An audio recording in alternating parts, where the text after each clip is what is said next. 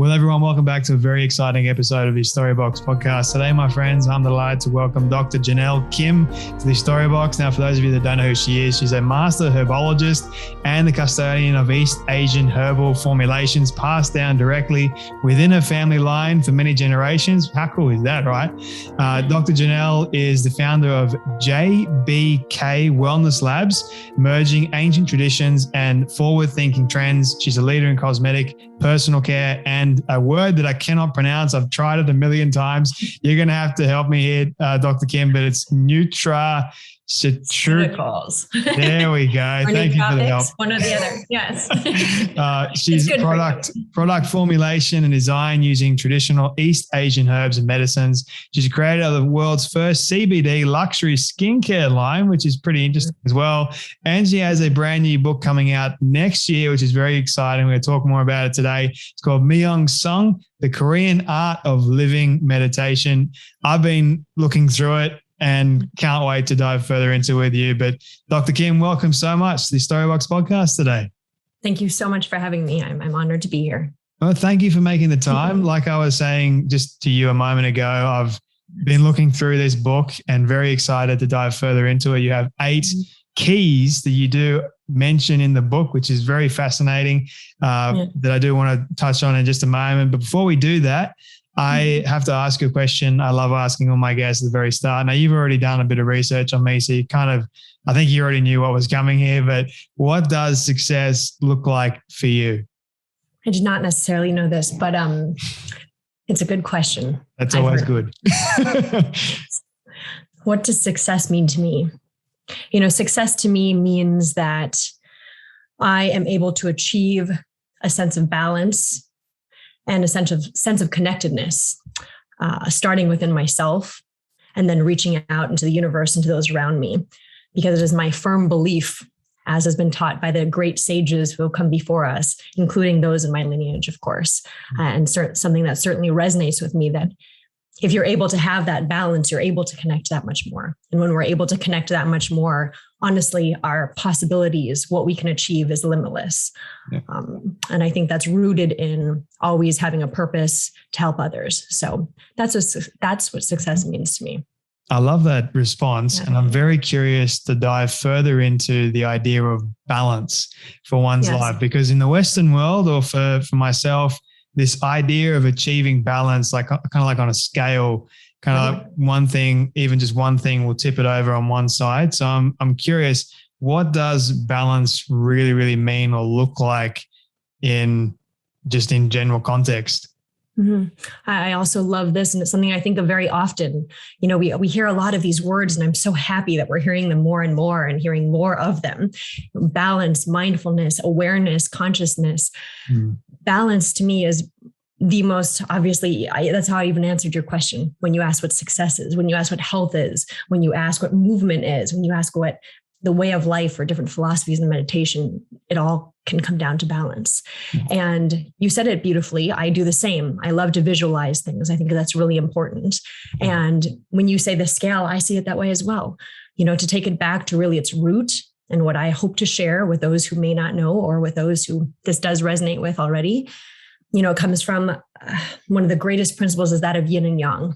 Right. And so whether that's something that means something to you or not, I can take it a step further. Yin and yang is the dichotomy of everything. It's the way, and based on the Tao in the universe, everything came from the Tao in the universe as one whole. And then there was yin and yang. It's day and night. It's masculine, feminine. It's loud, soft, but it's the understanding that you constantly are in the state of achieving and moving towards balance. And that's the one constant in our life, change, right? You hear this in so many different cultures and ways of thought. And so that is what balance is, no matter inside of ourselves, our own health. And it always has to start from within. And then how we relate to others, how we relate to our circumstances, everything is about balance. So it's not necessarily achieving balance as a whole. It's the strive or the work towards balance. Do you think that we could ever achieve balance, like real balance in our lifetime? The answer is, I believe that we can consistently keep working towards and getting having habits that help us to achieve balance quickly in every single situation, in every moment. But that's exactly what living meditation is, which is what I speak on, what I even wrote the book on. It is constant. I don't know if there's such thing, to be honest, Jay, of, you know what, we've gotten it. And if it did occur, I don't know if I'd love to see that. It's what makes our universe work. Just like I said, day and night, it is exactly that constant change, that constant transformation, that always wanting to achieve and reach that much more or not. And that's the beautiful part. We have the choice, but I don't think there's one solid state. Like, I've done it, Jay. And if you ever do that, or anyone, I would love to hear. I personally believe that once we do achieve balance, that's it. Life's over. We're done. Like, we move on to the next place. But I've always been curious, if we were to achieve real balance in this lifetime, right, what would that actually look like? Because I think we kind of have this feeling or this emotion of just inner peace or prosperity, everything going our way in life. Nothing is kind of going towards the negative, the darkness. Everything is sort of like equal. You got an equal playing field of everything. So I don't know about you, but that's something that I've been fascinated by. And I've always wondered what it would, maybe that's just my curiosity just going wild. No, I understand you, but I wonder then too, if we didn't know sadness, could we know happiness? Yeah. If we didn't know isolation or confinement, could we understand freedom? If we didn't understand chaos, can we understand peace? And I think that's where it comes from. Now, let me make myself very clear that I strive for everything that I wish to share that's been passed on for centuries is allowing ourselves, teaching ourselves, disciplining ourselves to have the ability and the tools to be able to reach a certain state where we can stay within balance. Maybe that's a good way of putting it. It's not that we'll just never get there. And already that sounds so daunting. Yes. That's not necessarily the feeling, that at all that I wish to share and that I wish to achieve, but it's being able to quickly bring things to balance in the quickest way possible within our lives in every moment that we come across. We're not trying to scare anyone in the slightest, by the way. It's definitely a good thing. And I've noticed that in my life, in the pursuit of something good and wholesome in my life, I think it's helped me a lot. It's helped keep me grounded. It's helped keep me humble. Yes. And the moment that I do like slip up or make a mistake, it brings me back to that normality of, I'm still human. I've got to continue to learn new things. I've got to continue to grow, because the moment we feel like we've made it, it's just like, it's not going to work out well for us, to be honest. But you mentioned something in your answer on success towards the very end, which is living in your purpose. And I'm curious, what do you believe is living in purpose? Yes. As I mentioned, first and foremost, everything has to come from within. Right? Everything has to come from within. We have the power. We are empowered to make whatever choices, to choose whichever paths are in front of us, to connect with the path that we actually have. Yeah. Right, Jay? Ask me the question one more time. I want to make sure I answer correctly. What do you feel like is living in purpose? What does that mean? Right. Okay, I wanted to make sure. So it's one thing, you have to start with yourself in order to know yourself and move forward in that way. But what is more important in this life than leaving behind something positive on the day that we leave this earth, no matter what our beliefs? How do we positively affect our own lives and therefore the lives of those around us, the circumstances around us? What seeds, what good seeds or bad seeds do we leave behind for all the generations to come? I will speak from my own personal, what I truly understand, what I know has been passed on for so long, is that without finding that purpose and achieving our purpose in life, I don't know what there is. And each one of us, it doesn't have to be something so grand. It can be something so small. It's good habits. It's being a good person. It's being kind. It's putting yourself in other people's shoes. And it's actually a word that I don't know is very common in Western culture, but when I certainly grew up hearing, and I understood it as earning. You have to earn in this lifetime. And I would say this, and people would ask me, Janelle, what does that mean? What are you saying? And that's where it started to occur to me. Another way of saying it is fulfilling my purpose, fulfilling my purpose, and then being able to help others. And that is true life. That's true humanness. Where did you discover your purpose? Is there a particular story? Like, was it a moment for you? What actually happened that made you realize this was in fact your purpose? There's a few in my life, Jay, and those are always those moments that can be very shocking can be scary. They can be challenging. They can be empowering. It's like the light bulb goes off. One was when I was very young. I walked through some challenges, that just occurred. I had a beautiful, loving family. And so that I was always so grateful. But when you're young, you handle things in a very interesting way. And there was one moment in particular, I remember something kind of shocking happening. And naturally, what I did to this day, I still reflect upon. And what I did is I sat down and I closed my eyes. And I knew of meditation, but it's not something that I necessarily practiced all the time at the age of 9 in this manner. And I connected, I felt something greater than my own self, and that was definitely one of the moments that I realized I am a part of this huge universe. I was a microcosm of this macrocosm, and I fit in, and there's some reason I'm here. So that was one of the moments. And then, in my early adulthood, so around 1920, it was another huge moment where it really was medicine that kind of hit me. That was certainly what I've been focused on for the last 20 years of my life, where I realized, how fortunate am I to be in this lineage and to have this knowledge. And that's why, as you said, custodian, I think is a good word, or guardian, of these formulas and passed down. And it was my choice. It's not like my lineage said to me, Janelle, this is what you're going to do. But I had this moment where I realized I have to share these things. And that was my purpose, because so many people didn't understand what this medicine and this wellness, this way of life can do for us. And then the third one I can think of, I love thinking in threes, right? Heaven, earth, human, head, stomach, feet. That's the cool. Third one was when I lost my father at the age of 33. So just over 6 years ago now. And that was profound. I mean, that was the biggest nightmare I could ever imagine. And I walked through it, and something happens when you walk through one of the, if not the biggest nightmare that you pictured, And so those are 3 moments that I can say, I knew my purpose. There's more to it than just this moment in time. Thank you for sharing all 3. And the last one, I know wouldn't have been easy to actually journey through. I remember the times when I lost my grandfather, my grandmother. My grandfather and I were like this. We're like really, really close. He was my hero, my biggest mentor, all that sort of stuff. So when I lost him, I was just like, what's the point anymore? What's going on here?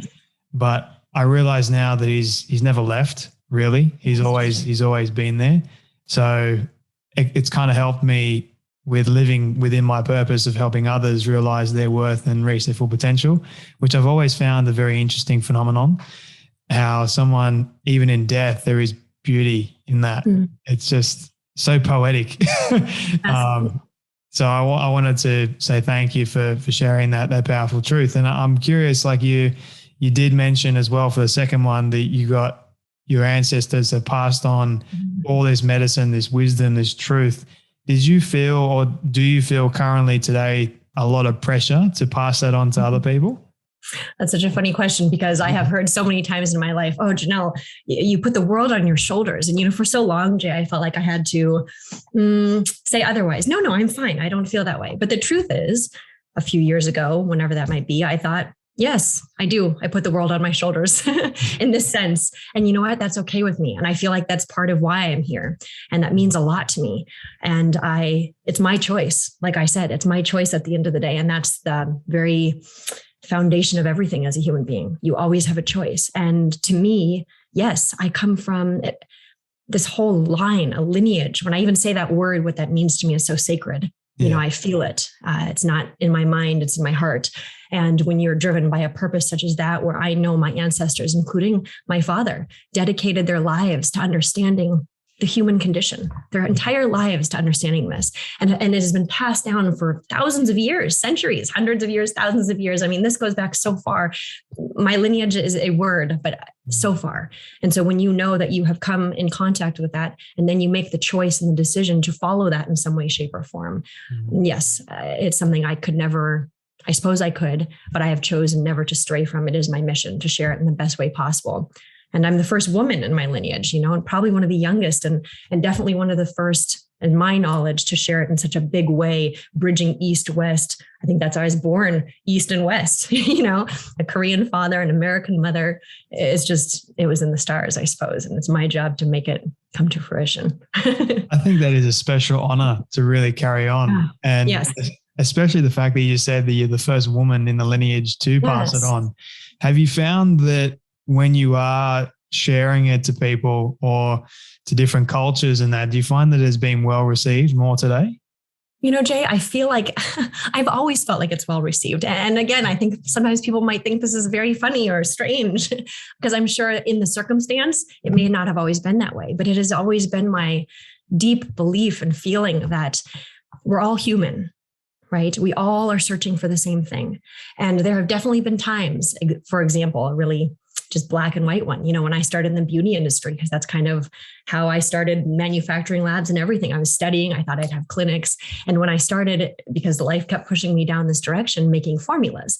And even in the beauty industry, people would say, oh, Janelle, this is really nice, but people aren't going to understand Asian. You shouldn't really do that. You know, and I would smile. And sure, in that moment, I could let that bother me. But I knew deep down, Jay, just like it's been passed down for so many centuries, that people needed this. It didn't matter what anyone else thought. It didn't even matter what I thought. I had to do this, you know, and so it doesn't bother me. In fact, sometimes I look back, and I'm sure this is not the first time you've heard this from people who have achieved some kind of milestones. I have so many more to achieve, but I'm grateful for every moment that someone tried to say, I don't think that's going to work, because what that taught me was I had to find another way. I had to move with the Tao. I had to find a better way to make sure that it resonates. You know, that's my job. So what have been some like challenges that you've faced that's sort of given you a renewed perspective on your life and what you're actually doing currently? Goodness, specific challenges, you know, I would say that sometimes more in general, it's when you, and it's actually a principle I follow. We have to first know ourselves, and then we have to know where we're going, right? See where you're standing and know where your destination is.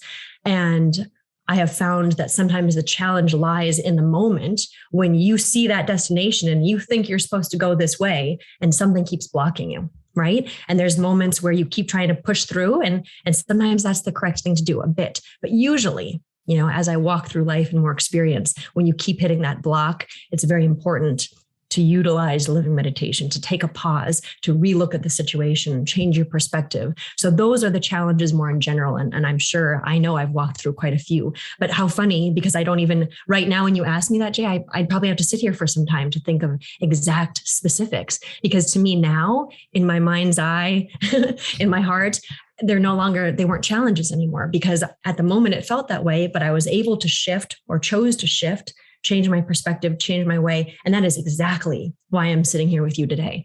Had I done everything the way I had set out to, in the way that I thought it was supposed to be, and gotten stuck there, I certainly would not be.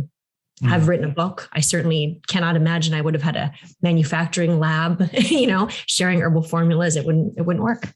It's an amazing journey, right? Like I say, I often equate it to like life being a living roller coaster ride. You got the steep slopes, the quick turns, jagged edges, you know, sometimes you go up, sometimes you go down. Sometimes people go down for a lot longer than other people, and that's okay. But I say strap yourself in, because it's going to be one hell of a bumpy ride, but it's going to be one hell of a great ride. So enjoy yourself along the way. And I think that's really the beauty of life, to be honest with you. Like sometimes you don't know where you're going, but that's the best part. And I think you formulate all these tools from those challenges that do come along the way that are unexpected, or some that you push in front of yourself, and some are your own fault at the same time. So I think that all helps moving through life. And I like how your work, you're touching on an important aspect of living meditation, and how that helps someone move through life in the best way possible. So I wanted to ask you, speaking about your new book at the moment, Myung Sung, what does that actually mean? What does Myung Sung mean first?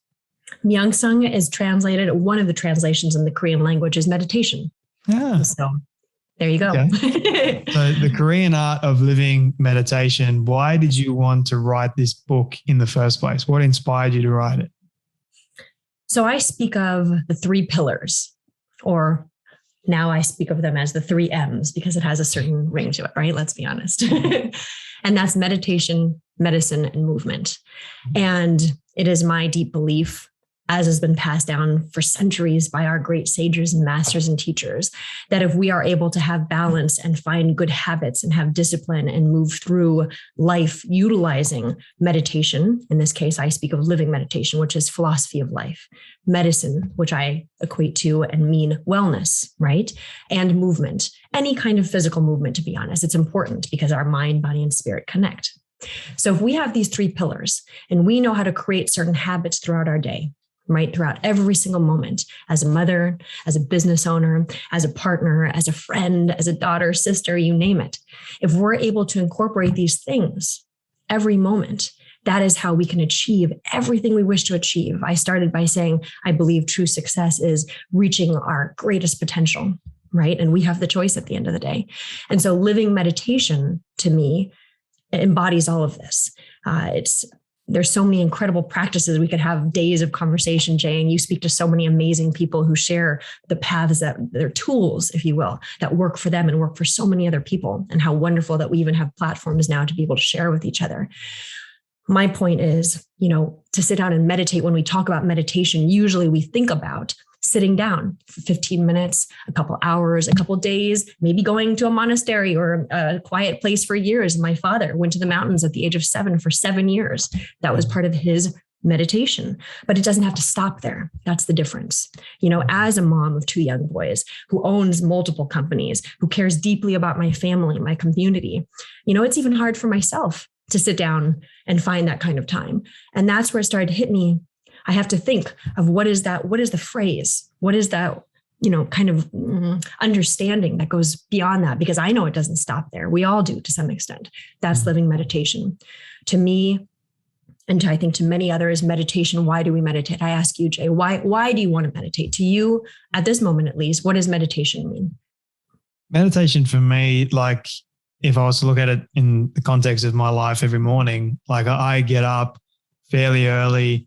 Meditation is going out in nature and reflecting on certain aspects of my life, deep thoughts. It can be like a Bible verse that I'd be reading or a quote that someone has said.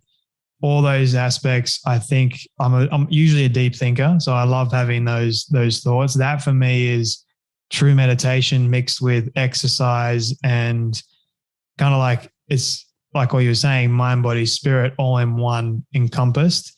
And it kind of revolves around a particular thought that is circling around my brain, if that helps to answer your question. But that's what it really looks like for me. I don't think it's sitting down, crossing my legs, the fingers out, kind of like the Western, what we see in movies. I think it's just, for me, it's embodying all three aspects in one, for movement, thinking, all that. So that would be the case for me. Amazing. I really appreciate being able to ask people this question because I learn every single time, a different way of understanding, a different perspective. And certainly I don't always hear someone who automatically already understands this meditation in this way. Even myself, I had to sit down and think, what do I want to call this? And it is that combination. But what I'm hearing from you, and I feel the same way, is it's a reflection. You reflect upon yourself. You see yourself clearly. You become more aware. You connect, right? We connect with ourselves, our own spirit, and then to the world and the universe around us. And the beautiful thing is, yes, regardless of our beliefs, there's something bigger than us. And then by doing so, we see ourselves that much more clearly, and we see the circumstances that we're in more clearly. We have the choice at the end of the day, if we want to or not, if we want to come across a certain situation and react or respond, right? Let our emotions we feel them. There's nothing wrong with them, but do we let them dictate how we're going to respond or react to something? And so I totally agree with you. And that's living meditation, is taking a moment to pause, to take a moment, and no one else has to know. And to sit back for a second and see everything from a greater perspective, to change your perspective. And when you change your perspective, whether you're walking in nature and see the way that the rivers are flowing, the tree grows, and actually in the book, that's how I tell the stories of my father and how he learned from his master, how they are walking through nature and how much nature in and of itself, when we take that moment, can teach us. That is true meditation, connecting, reflecting, and then deciding, how do I want to change certain things in my life or in this moment? So that's exactly what living meditation is, in the way I wish to share what has helped me. I love it because I love how you said that it's about a choice. Like, I don't normally tell people that I do meditation because oftentimes they would start thinking about the monks and all that stuff. I'm not saying that is wrong at all in the slightest, but my form of meditation would be different than someone else's, and that is completely fine. It's nowadays, I think, the more people start talking about it and having conversations like we're doing today, the better it is that we understand that meditation isn't just one thing. It's different for each person. And I think that is powerful. And I think if we were to learn the different forms, we can find what works best for us. Absolutely. So I resonate with your version because it just works so well for me. But yeah, I mean, I'm curious, like, when you were writing this book, like, what was the most vulnerable part for you to write the book? Because I know writing a book is no easy thing to do. Yes, this is the truth. Well, Jay, it's a much longer process than one may think. Yeah. You know, you actually, I don't think I answered that completely because you kind of touched on this before, but what made me write this book? So for 20 years of my life, I focused on medicine, but underneath it all, and that's where I was saying, and we now went into this beautiful conversation, but the 3 pillars, right? So medicine, meditation, and movement. And to me, meditation is that philosophy, the living meditation, the way of life. The philosophy of everything runs at the foundation of everything, medicine, movement, every part. And that is what this book is. It's a philosophy. It is the philosophy, if you will, hopefully in a way that resonates with a lot of people. I have definitely sat on it for a long time. It sometimes paralyzed me. And it's not something I always share. This would definitely be one of the points of vulnerability that I certainly felt. Is when you have such powerful philosophy that has been passed down in a certain way. I wanted to be so careful not to put my own thoughts into it. It took a long time, and then I realized it's okay, because through sharing, through thinking clearly to the best of my ability, that's the way I can get it across. But honestly, I sat down with my father for many years, at least 15, let's say, Jay. Or maybe 10, because I'm including when he's been away, interestingly. Back to your conversation, they never go. He's with me in some ways stronger now than ever. But for, let's say, for the purpose of a timeline, for about 10 years, I sat and I just wrote. Jay, deep down, I knew one day I was going to lose my father. I just knew it. I knew I had a limited time. So I spent every moment that I possibly could with him during this period of time. And we would write, and he would write, and he'd tell me his stories. And so the book really goes back some time, like I said, about 10 years, but that could go back to the day I walked to this earth, because my father had always shared those stories and the principles and the understanding. Right. Now, when my father passed away about 6 years ago, interesting things happen for anyone who loses someone, especially your everything. You go through some interesting, that's a whole other conversation. But one of the things that happened to me is I set my eyes on the things that I wanted to achieve in a very strong manner, almost to move myself through life at that moment. And one of the things was this book. Wow. And I had someone very close to me say, who understood the book writing process, Janelle, I have a feeling it might be a little soon. And I thought, no, I don't think so, but they were right. And so I took a little bit more time. And the first thing that I wrote, which was actually right when I was ready to have my second son 4 years ago, maybe 4.5 years ago, I sat down to start writing, to start putting something together, putting it all into one. And I had obviously written parts of what became the manuscript already with my father. And what I sat down to write was a letter to him. That's what came out naturally. And I actually put that in the beginning of the book. And to this, I just finished the audiobook, and reading that, in full disclosure, it was not such an easy thing, So that's how it kind of began. That's how we are here right now. And that is certainly a wish of mine, to just be able to share as much as possible in order to help even one person through any given moment in time that might be a little challenging. I feel like we're kindred spirits in many ways. I thought the same. I know. Interesting what you were sharing. Mm-hmm. It's very interesting for me, like hearing your story and the journey that you've gone through to get to this point.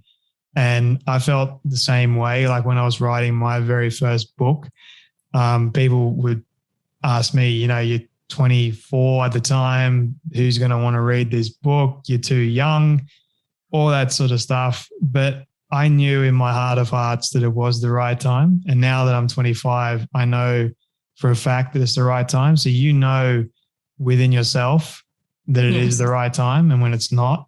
And if people do say to you, hey, look, it's not the right time, that's probably their opinion. Yes. But you yourself know. And I know what you mean about like the vulnerable parts when you open up and you share some things that get you really, really emotional.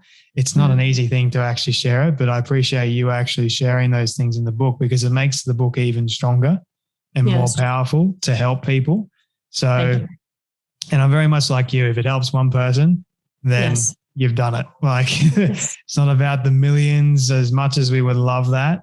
It's about the one person because that one person can start a chain reaction later on down the track. So thank you for writing this book.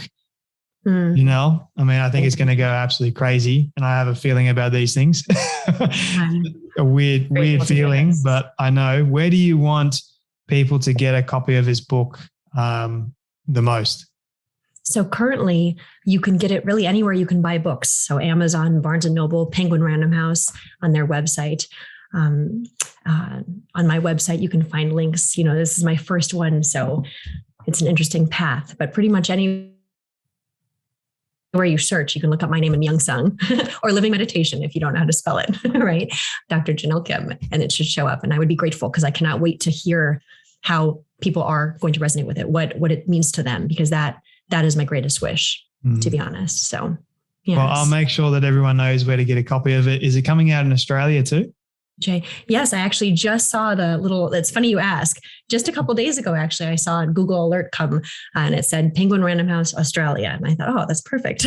so beautiful. Even better. I love going into bookstores and seeing some of my friends' books on sale there. I take photos of them. I get all crazy. Yes. And when people walk into the shop, I actually do something even funnier. Like they're standing there and I'd be like, grab the book and then put it over to them. I did it the other day, actually. There was someone that was looking in one of the bookstores and I just happened to say, he's my friend or they're my friend. He's like, what?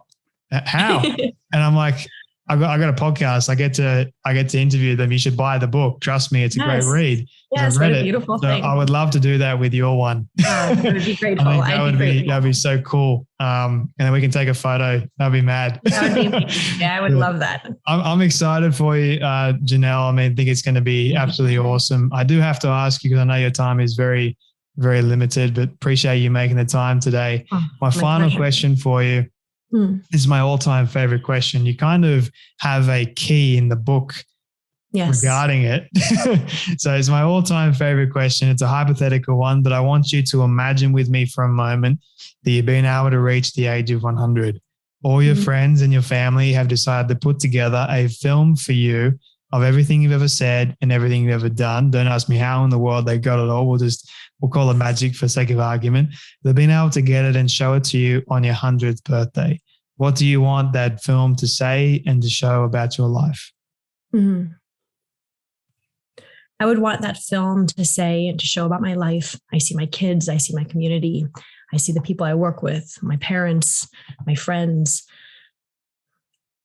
And what I wish that they would say and see is that I was a good person. I was kind, and I truly left something behind on this earth before I leave that will have positively affected their lives and lives for so many generations to come.